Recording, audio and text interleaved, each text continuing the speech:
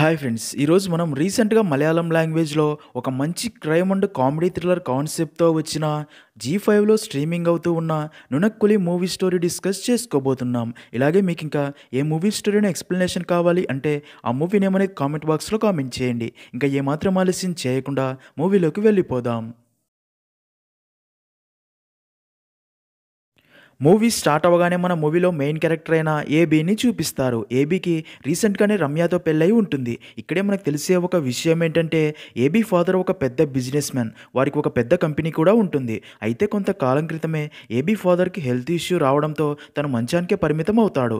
అలా తన father health issue serious అవ్వడంతో తను ఎక్కడ సడన్‌గా చనిపోతాడేమో అని ఏబీ అమ్మ ఏబీకి పెళ్లి సంబంధాలు చూస్తూ అలా రమ్యతో పెళ్లి చేసి ఉంటుంది. ఇంకా పెళ్ళైనప్పటి నుండి ఏబీ తన భార్య రమ్య వెంటే ఉంటూ లైఫ్ ఎంజాయ్ చేస్తూ ఉంటాడు. ఇంకా అదంతా చూస్తున్న ఏబీ అమ్మ తన భర్త మంచానికి పరిమితమైనప్పటి నుండి కంపెనీని చూసుకోవడానికి ఎవరూ లేక ఏబీ ఫాదర్ ప్లేస్లో తన కంపెనీకి ఎండీగా ఏబీని చేసి డైలీ కంపెనీకి వెళ్ళి ఆఫీస్ వర్క్ చూసుకోమని బలవంతంగా పంపుతూ ఉంటుంది. నిజానికి ఏబీకి కంపెనీకి ఎండీ అయ్యి వర్క్ చూసుకోవడం చేయడం అంటే అస్సలు ఇష్టం ఉండదు. కానీ తన అమ్మ బలవంతం మీద ఆఫీస్కి వెళ్తూ ఉంటాడు. నెక్స్ట్ సీన్లో అలా ఒకరోజు ఏబీ కంపెనీకి వచ్చి తన క్యాబిన్లో కూర్చొని ఆఫీస్ ఫైల్స్ ఏవి చూడకుండా తన పర్సనల్ ల్యాప్టాప్ ఓపెన్ చేసి ల్యాప్టాప్లోని వీడియోనే చూస్తూ ఉండిపోతాడు. ఇక్కడే మనకు తెలిసే ఒక విషయం ఏంటంటే నిజానికి ఏబీ తను అండ్ తన భార్య పర్సనల్గా కలిసి ఉన్నదంతా ఏబీ తన ల్యాప్టాప్లో వీడియో రికార్డ్ చేసి ఆ వీడియోనే ఇప్పుడు చూస్తూ ఉంటాడు.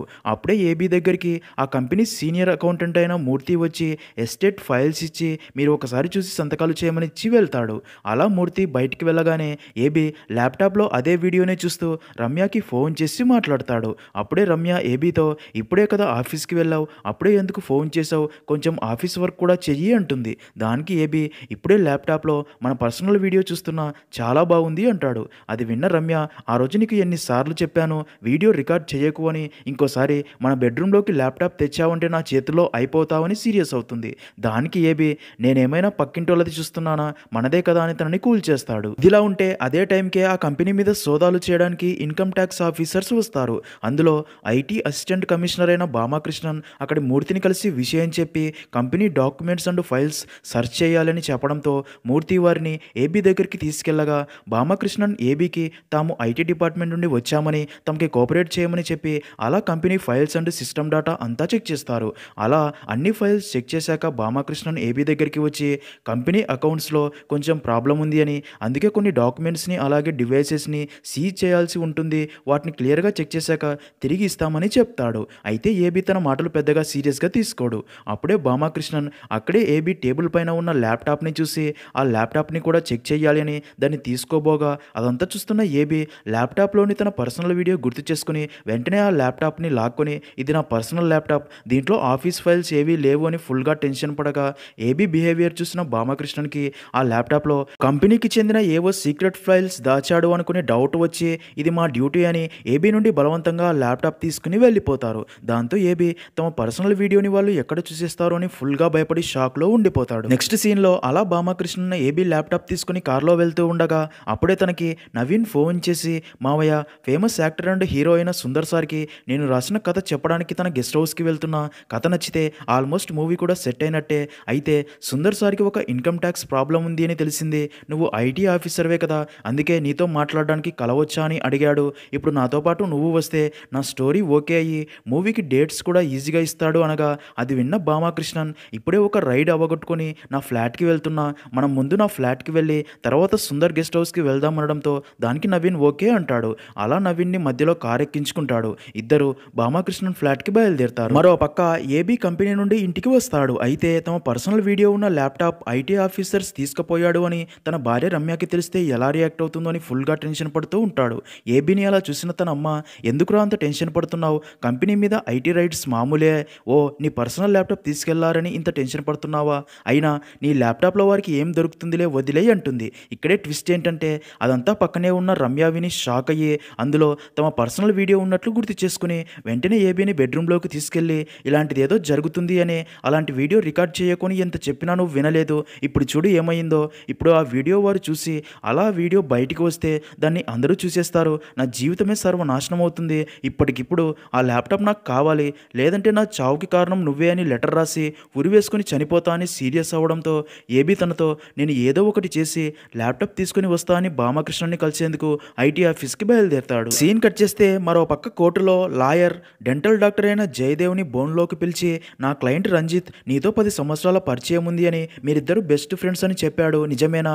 అలాగే రంజిత్ భార్య రష్మిత మీకు తెలుసా అని అడగ్గా దానికి జయదేవన్ రంజిత్ మాత్రమే కాదు రష్మిత కూడా నాకు బెస్ట్ ఫ్రెండే అని చెప్తాడు. అది విన్న లాయర్ అక్కడే ఉన్న రష్మితని చూపించి నా క్లయింట్ రంజిత్ని తన భార్య రష్మిత ప్రతిరోజు ఫుల్గా డ్రింక్ చేసి ఇంటికి వచ్చి రంజిత్ని బాగా కొడుతుంది అని డైవర్స్ కోసం అప్లై చేశాడు, మీరు చెప్పండి రష్మిత నిజంగానే తాగుతుందా అని అడగ్గా దానికి జయదేవన్ అవును రష్మిత ప్రతిరోజు ఫుల్గా తాగుతుంది, అలా ఒకరోజు ఫుల్గా తాగి కింద పడి తన 2 పళ్ళు విరిగిపోతే నా క్లినిక్లోనే తనకి 2 డమ్మీ పళ్ళు పెట్టి పంపాను అని చెప్పి రంజిత్ని చూసి కరెక్టే చెప్పానా అని సైగ చేస్తాడు. ఇంకా అదంతా చూస్తున్న రష్మిత కోపంతో రగిలిపోతుంది. మరో పక్క భామాకృష్ణన్ అండ్ నవీన్ ఫ్లాట్కి బయలుదేరగా నవీన్ తన దగ్గర ఉన్న ల్యాప్టాప్ని భామాకృష్ణన్ ఏబీ ల్యాప్టాప్ని కారు వెనక సీట్లో పెడతారు. అలా ఫ్లాట్ దగ్గరికి వెళ్ళాక భామాకృష్ణన్ 2 ల్యాప్టాప్స్ ఒకేలా ఉండడంతో ఏబీ ల్యాప్టాప్కి బదులుగా నవీన్ ల్యాప్టాప్ని తీసుకుని తన ఫ్లాట్కి వెళ్ళి ల్యాప్టాప్ అక్కడే పెట్టి తిరిగి ఇద్దరు యాక్టర్ సుందర్ గెస్ట్ హౌస్కి బయలుదేరతారు.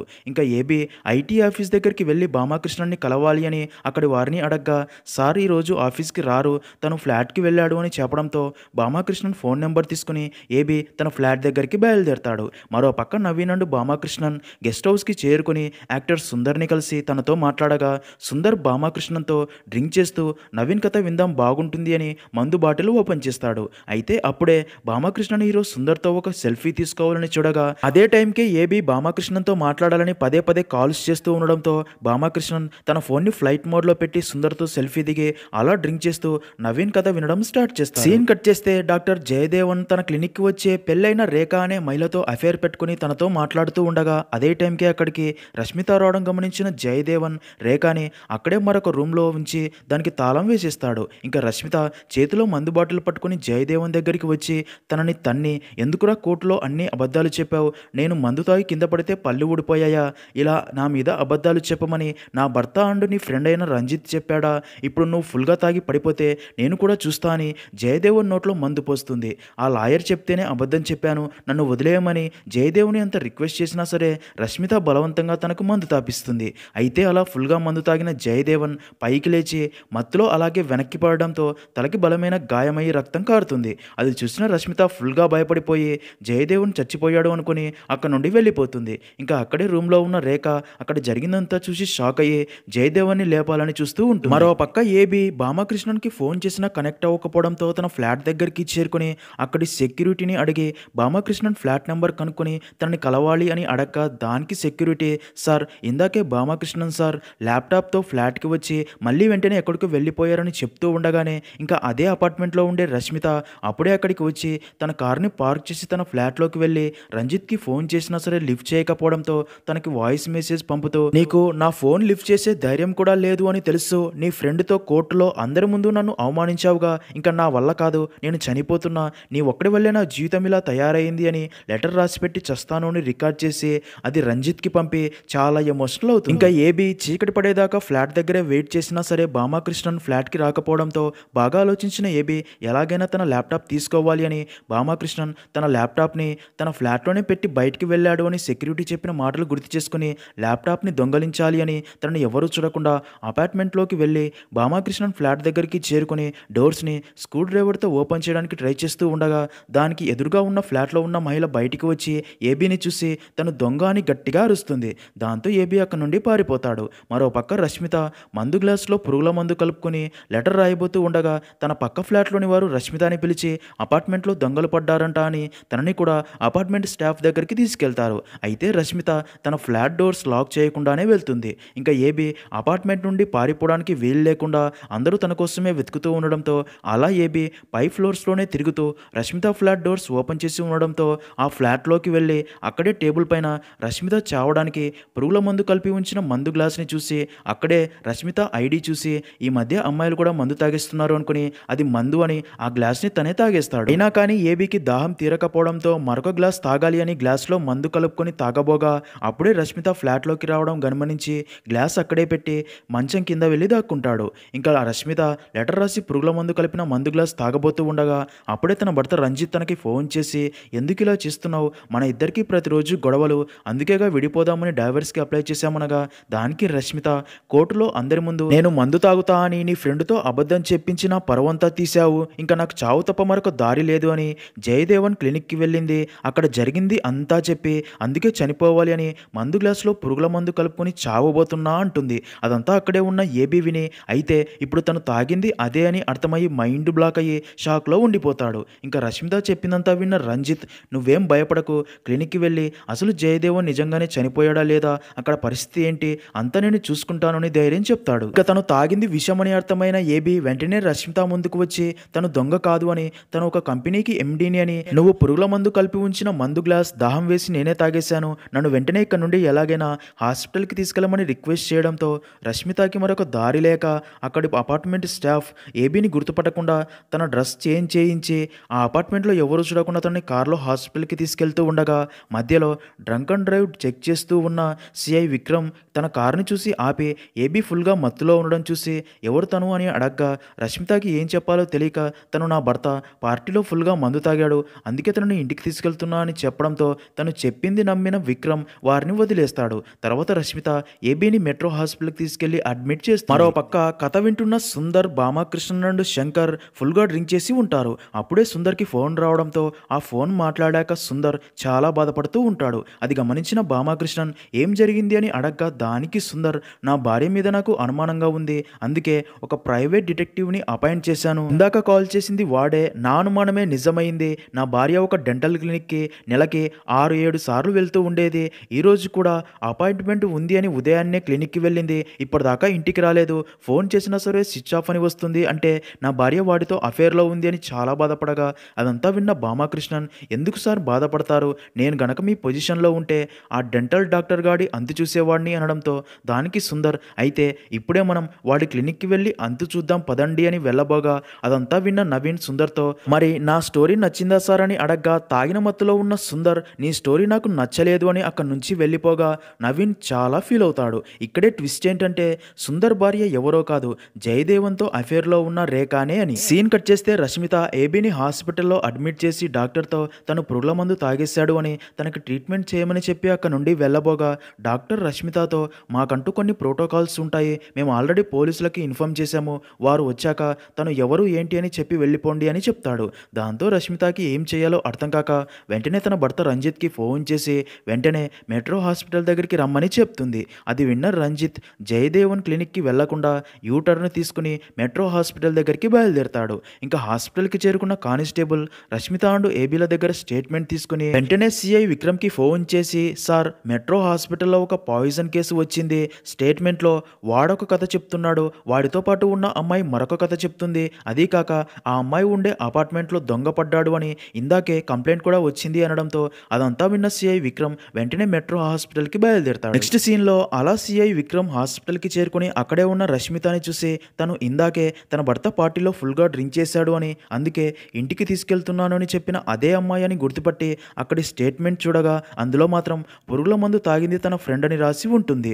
దాంతో సిఐ రష్మితతో అంటే తను నీ భర్త కాదు అంటావు, నీ ఫ్రెండ్ అంటావు, మరి నీ అపార్ట్మెంట్లోనే దొంగ పడ్డాడు అని ఇందాకే కంప్లైంట్ వచ్చింది, వాడెవడో తెలుసుకోవడానికి అక్కడి సీసీటీవీ ఫుటేజ్ కూడా చెక్ చేయిస్తున్నాం, ఆ నిజం కూడా కాసేపట్లోనే తెలుస్తుంది, ఇప్పటికైనా అసలు నిజమేంటో చెప్తావా అనగా అది విన్న రష్మిత ఫుల్గా భయపడిపోయి నిజం చెప్తాను సార్, మా అపార్ట్మెంట్లో దొంగ పడ్డాడు అని తరుముతూ ఉంటే వాడు నా ఫ్లాట్లోకి దూరేశాడు, నేను పోలీసులకు చెప్పాలి అనుకునేలోపే వాడు విషం తాగేసి పోలీసులకు చెప్తే చస్తా అని బెదిరించాడు, అందుకే వాడిని కాపాడాలని హాస్పిటల్కి తీసుకొచ్చాను, నిజంగా వాడు ఎవడో కూడా నాకు తెలియదు అని చెప్పడంతో అదంతా విన్న సిఐ అయితే వాడు దొంగ అని కేసు ఫైల్ చేసి డాక్టర్ దగ్గరికి వెళ్ళి ఏబీ పరిస్థితి ఏంటి అని అడగ్గా దానికి డాక్టర్ తను తాగింది పురుగుల మందే, తనకి ట్రీట్మెంట్ చేశాను, కాసేపట్లో నార్మల్ అవుతాడు అని చెప్పడంతో అది విన్న సిఐ అక్కడే కాసేపు ఉండి ఒకేసారి ఏబీని కూడా పోలీస్ స్టేషన్కి తీసుకెళ్లాలని అక్కడే వెయిట్ చేస్తారు. సీన్ కట్ చేస్తే అలా కాసేపటికే ఏబీ స్లోలోకి రావడంతో సిఐ తన దగ్గరికి వచ్చి ఏబీతో నీ మీద మొత్తం 2 కేసులు రా, ఒకటి దొంగతనం కేసు,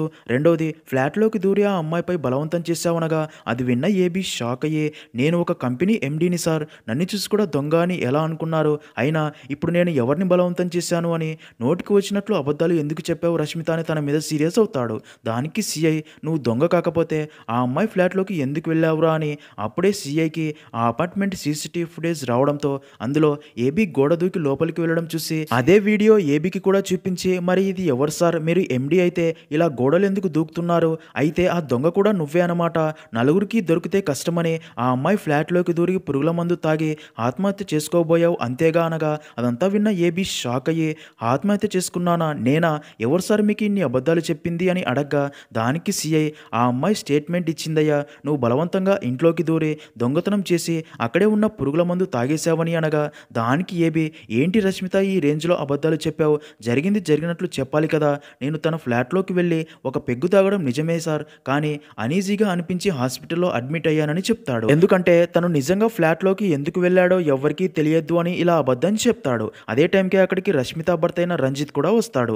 రష్మిత పోలీసులతో అందరూ దొంగ దొంగ అని అరుస్తుంటే చూడ్డానికి బయటికి వెళ్ళా, ఈ గ్యాప్లో వీడు నా ఫ్లాట్లోకి దూరాడు అని చెప్తుంది. అదంతా విన్న రష్మిత భర్త కూడా పోలీస్తో, సార్ వీడెవడో మాకు తెలీదు, దొంగతనం కేసు నుండి బయటపడడానికి ఇలా అబద్ధాలు చెప్తున్నాడు అంటాడు. ఇంకా అదంతా విన్న ఎస్ఐ ఏబీ దొంగ అని ఫిక్స్ అయ్యి అరెస్ట్ చేయబోగా తనని అరెస్ట్ చేస్తే పరువంతా పోతుందని బాగా ఆలోచించిన ఏబీ వారితో, నిజమే సార్, నేను ఎవరో రష్మిత భర్తకి తెలియకపోవచ్చు, కానీ రష్మితకి నేను ఎవరో బాగా తెలుసు, డైవర్స్ ఇష్యూ వల్ల తన మనసేం బాగోలేదని తనే నన్ను తన ఫ్లాట్కి రమ్మని చెప్పింది, అందుకే ఒక ఫ్రెండ్గా తన ఫ్లాట్కి వెళ్ళాను, నిజానికి వీళ్ళిద్దరూ ప్రేమించుకొని పెళ్లి చేసుకున్నారు, యాజ్ యూజువల్గా కులాల గొడవలు స్టార్ట్ అయ్యి మాటా పెరిగి ఇద్దరికీ ఈగోలు ట్రిగర్ అయ్యి డైవర్స్ దాకా వచ్చారు అని అలా రష్మిత అంటూ తన భర్త మధ్య పర్సనల్ విషయాలన్నీ చెప్తాడు. నిజానికి ఏబీ తన ఇంట్లో మంచం కింద దాక్కున్నప్పుడు రష్మిత తన భర్తతో మాట్లాడిన మాటలన్నీ విని ఉంటాడు, అందుకే ఇప్పుడు అవన్నీ పోలీసులకి చెప్తాడు. అదంతా విన్న పోలీసులు రష్మిత అండ్ రంజిత్ని ఏబీ చెప్పిందంతా నిజమేనా అని అడగ్గా దానికి వారు అవును అంటారు. అప్పుడే ఏబీ రష్మిత తన బాధలన్నీ మర్చిపోవడానికే అప్పుడప్పుడు తన ఫ్లాట్కి రమ్మని పిలుస్తూ ఉండేది అంటాడు. అది విన్న రష్మితకి చాలా కోపం వచ్చి, వీడు చెప్పేదంతా అబద్ధం సార్, వీడు మంచం కింద దాక్కొని నేను మాట్లాడిందంతా విని ఇప్పుడు మీకు చెప్తున్నాడు, అప్పుడే పురుగుల మందు కలిపిన మందు తాగేశాడు అని చెప్తుంది. దానికి ఏబీ, సార్ నేను రష్మితకి తెలియదు అంటే తన ఫ్లాట్కి వెళ్ళి డ్రెస్ ఎలా చేంజ్ చేసుకుంటాను, ఈ టీ షర్ట్ తన భర్తదే, నా షర్టు తన ఫ్లాట్లోనే ఉంది, కావాలంటే వెళ్ళి చూడండి అని రష్మితని పూర్తిగా ఇరికించేస్తాడు.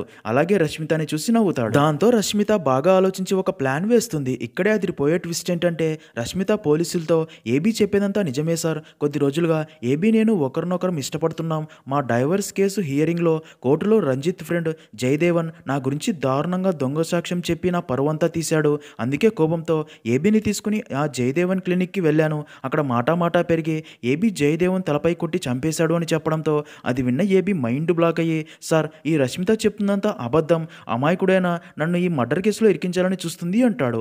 అప్పుడే రష్మిత పోలీసులతో, ఆ జయదేవన్ని చంపాక ఇద్దరం ఫ్లాట్కి వచ్చాం సార్, అక్కడ నాకు ఏబీకి గొడవైంది, అందుకే మందులో తనకి పాయిజన్ కలిపి ఇచ్చాను అని చెప్తుంది. అదంతా విన్న ఏబీకి రష్మిత ప్లాన్ అర్థమయ్యి సిఐతో అసలు నిజం చెప్పాలని ఫిక్స్ అయ్యి సిఐని పక్కకి తీసుకెళ్లి ల్యాప్టాప్ గురించి తర్వాత జరిగిందంతా చెప్పేస్తాడు. అదంతా విన్న సిఐ, నువ్వు మంచి రస్కుడివేరా, సరే నీ ల్యాప్టాప్ని ఎలాగైనా నీకు తెచ్చిస్తాను, కానీ దానికి బదులుగా నువ్వు నాకు 10 లక్షలు ఇవ్వాలి అనగా దానికి ఏబీ ఓకే అని చెప్తాడు. ఇంకా సిఐ రష్మిత దగ్గరికి వచ్చి కేసు క్లోజ్ చేయాలి అని చూడగా రష్మిత మాత్రం జయదేవన్ని చంపిన కేసు ఏబీ మీదకే తొయ్యాలి అని, ఏబీ నిజంగానే డాక్టర్ జయదేవ్ని చంపాడని, కావాలంటే క్లినిక్కి వెళ్ళి చూద్దామని చెప్పడంతో అందరూ క్లినిక్కి బయలుదేరుతారు. మరో పక్క అప్పటికే సుందర్, భామాకృష్ణ నుండి శంకర్ క్లినిక్ దగ్గరికి చేరుకుంటారు. సుందర్ని చూసిన తన భార్య రేఖ లోపలే సైలెంట్గా ఉండిపోగా అందరూ లోపలికి వెళ్ళి జయదేవన్ తలకి గాయమై కింద పడి ఉండడం చూసి, వీడిని మనం చంపాలి అని వస్తే వీడిని ఎవరో ఆల్రెడీ బాగా కొట్టారు అని, కనీసం వీడి బాడీని అందరూ చూసేలా పబ్లిక్ ప్లేస్లో పడేద్దామని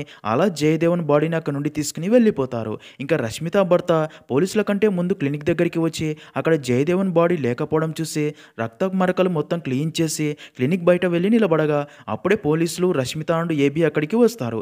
అలా అందరూ లోపలికి వెళ్ళి చూడగా అక్కడ జయదేవన్ బాడీ లేకపోవడంతో రష్మిత షాక్ అవ్వగా ఏబీ మాత్రం తను అబద్ధాలు చెప్తుందని, ఇకనైనా తన మాటలు నమ్మకండి అని పోలీసులకు చెప్తారు.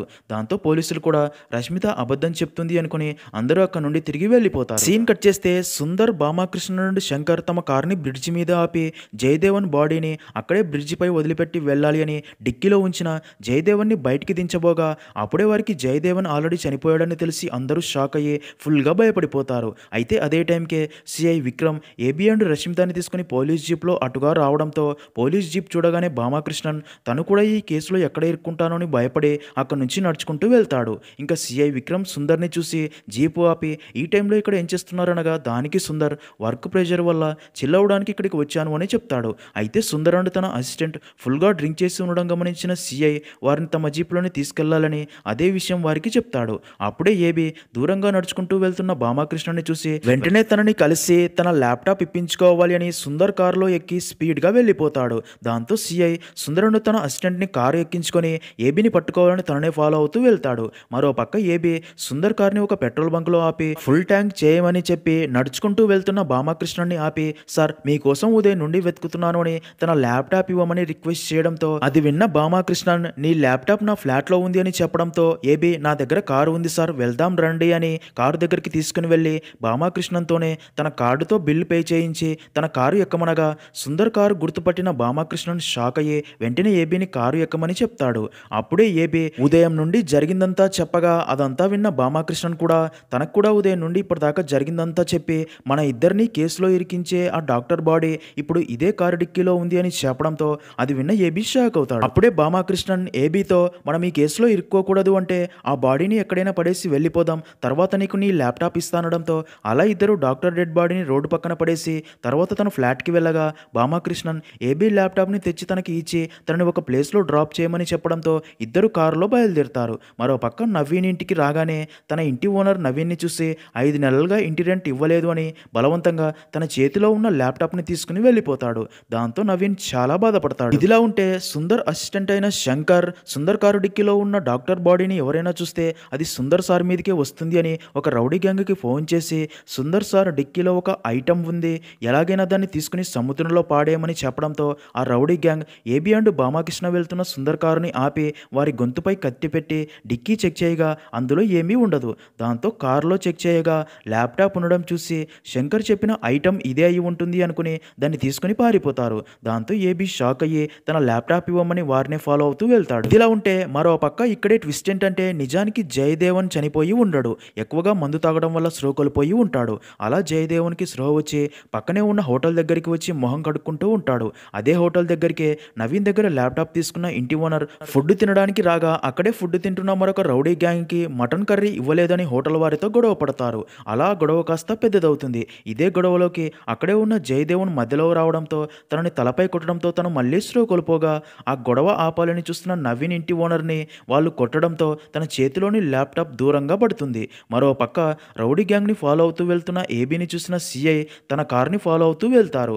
అలా రౌడీ గ్యాంగ్ ఒక బ్రిడ్జి పైకి వెళ్ళి ఆ ల్యాప్టాప్కి రాయి కట్టి చెరువులోకి పడేయగా అది చూసిన ఏబీ ల్యాప్టాప్ కోసం చెరువులోకి దూకేస్తాడు. ఇక సుందర్ తన కారు డిక్కీ ఓపెన్ చేసి చూడగా అందులో డెడ్ బాడీ లేకపోవడంతో ఈ కేసు నుండి తప్పించుకున్నామని హ్యాపీగా ఫీల్ అవుతాడు. ఇంకా మొత్తానికి ఏబీ ల్యాప్టాప్ని దక్కించుకోగా సిఐ తన దగ్గరికి వచ్చి మొత్తానికి ల్యాప్టాప్ని చేతికి వచ్చింది, మరి నా 10 లక్షలు అని అడగ్గా దానికి తను ఇందులో నీ కష్టం ఎక్కడుంది, అంతా నేనే కష్టపడ్డాను కదా అని అక్కడి నుంచి వెళ్ళిపోతాడు.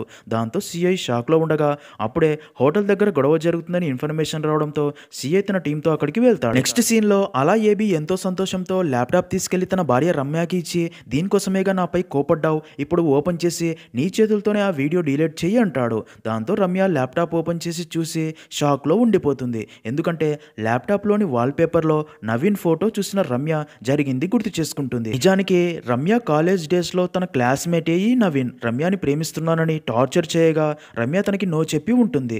దాంతో నవీన్ రమ్య ఫొటోస్ని మార్ఫింగ్ చేసి విసిగిస్తూ ఉంటాడు. దాంతో రమ్య కాలేజ్లో అందరి ముందు నవీన్ని కొట్టగా నవీన్ కోపంతో రమ్యతో మన లవ్ స్టోరీతోనే ఒక కథ రాసి అందులో నీ క్యారెక్టర్ని ఒక రాక్షసులా మార్చి మూవీ తీస్తా అని శబ్దం చేసి ఉంటాడు. అలా అంతా గుర్తు చేసుకున్న రమ్య ఆ వాల్పేపర్ని ఏబీకి చూపించగా అది చూసిన ఏబీకి ల్యాప్టాప్ మారిపోయిందని తెలిసి ఈ నిజం రమ్యకి తెలిస్తే తనని చంపేస్తుందని అర్థమయ్యి తను నా ఫ్రెండే, తను ఒక డైరెక్టర్ కావాలని చాలా కథలు రాస్తూ ఉంటాడు, ఆ కథలన్నీ నాకు చెప్తూ ఉంటాడు అని చెప్పడంతో రమ్యకి మరింత కోపం వచ్చి అదే ల్యాప్టాప్ తీసుకుని ఏబీ తల పగలగొడుతుంది. మరో పక్క జయదేవన్ కోలుకోగా సిఏ తన దగ్గరికి వచ్చి తనతో ఈ గొడవల కంటే ముందు నేను ఎవరైనా చంపాలని చూసారా అని అడగ్గా తప్పు తనదే అని రియలైజ్ అయిన జయదేవన్ తనని ఎవరూ కొట్టలేదు అని చెప్పడంతో సిఐ అక్కడి నుండి వెళ్ళిపోతాడు. దాంతో రష్మిత అండ్ రంజిత్ చాలా హ్యాపీగా ఫీల్ అవుతారు. ఇంకా మూవీ ఎండింగ్ లో సిఐ ఏబీ తనకి 10 లక్షలు ఇవ్వలేదని బాధపడుతూ ఉండగా అప్పుడే ఆ గొడవల్లో దొరికిన ల్యాప్టాప్ ని ఓపెన్ చేసి అది ఏబీదే అని అర్థమయ్యి ఒరే ఏబీ నువ్వు మళ్ళీ నా చేతికి దొరికావురా అని నవ్వుతాడు. అలా అక్కడితో మూవీ అనేది ఎండ్ అవుతుంది.